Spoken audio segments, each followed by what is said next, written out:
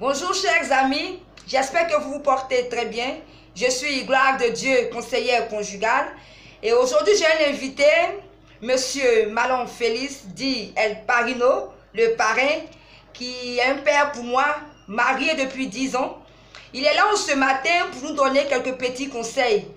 Et à tous ceux qui doivent se marier, tous ceux qui sont déjà en couple, il a 10 ans d'expérience. Et j'aimerais bien qu'on l'écoute ce matin parce qu'aujourd'hui, le mariage, c'est pas chose facile. Et c'est très important d'écouter nos dévanciers. Alors, nous allons l'écouter. Merci. Merci, chers auditeurs, auditrices. Effectivement, je m'appelle Malon Félix. Eh bien, j'ai 10 ans de mariage et cette expérience me permet de vous donner, n'est-ce pas, des conseils en ce qui concerne le mariage. Pour ce qui concerne le mariage, je veux dire que le mariage est une alliance qu'on contracte, n'est-ce pas, avec la personne qu'on aime.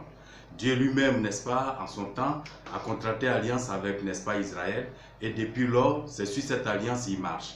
Donc, si vous aimez une personne que, n'est-ce pas, vous l'amenez à la mairie, vous vous mariez, eh bien, il n'y a plus de demi-tour.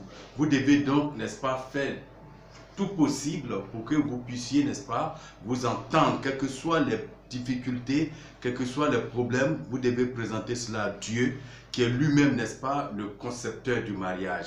Il a institué le mariage pour que, eh bien, l'homme qui ne peut pas se suffire à lui seul, puisse se suffire avec, n'est-ce pas, la femme qu'il a prise, pour que ensemble, n'est-ce pas, vous puissiez fonder ce qu'on appelle le foyer. Alors je voudrais vous dire, lorsque vous contractez le mariage, cela ne veut pas dire que vous n'aurez pas de problème. Eh bien, vous aurez peut-être des problèmes, mais les problèmes là doivent, n'est-ce pas, trouver une solution dans la prière, dans le Seigneur. Vous devez faire en sorte que, eh bien, Dieu soit votre allié. Lorsque, par exemple, monsieur, n'est-ce pas, n'est pas content de madame, ou que madame n'est pas contente de monsieur, qu'est-ce que vous devez faire? Vous devez vous pardonner mutuellement. Vous devez vous entendre pour que, eh bien, les enfants que vous allez, n'est-ce pas, eh bien, faire, puissent réussir. Parce que si il n'y a pas, n'est-ce pas, d'entente entre vous, eh bien, les enfants ne pourront pas vraiment bénéficier de cet amour que vous avez. Je voudrais vous donner un petit exemple. Vous voyez, on dit habituellement que la plante, n'est-ce pas, a besoin de l'eau, n'est-ce pas? L'eau est pour la plante ce que, n'est-ce pas, l'amour est pour l'enfant. Vous voyez? Donc si aujourd'hui, dans votre couple, cet amour n'existe pas, eh bien, vos enfants que vous allez faire, les enfants, n'est-ce pas, vont pas vraiment réussir. Parce que, eh bien, dans le foyer, il n'y a pas cet amour-là. Alors que le mariage est basé sur l'amour.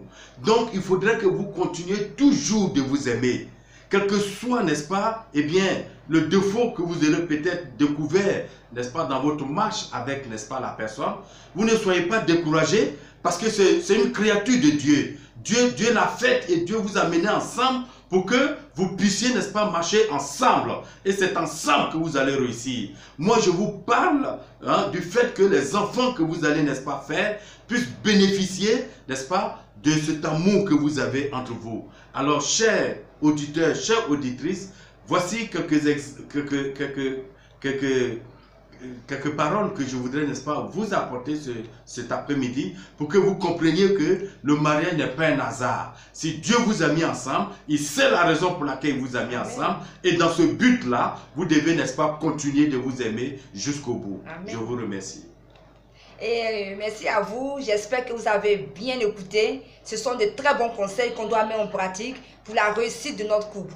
Merci et que Dieu bénisse votre semaine. Au revoir, c'était Gloire de Dieu.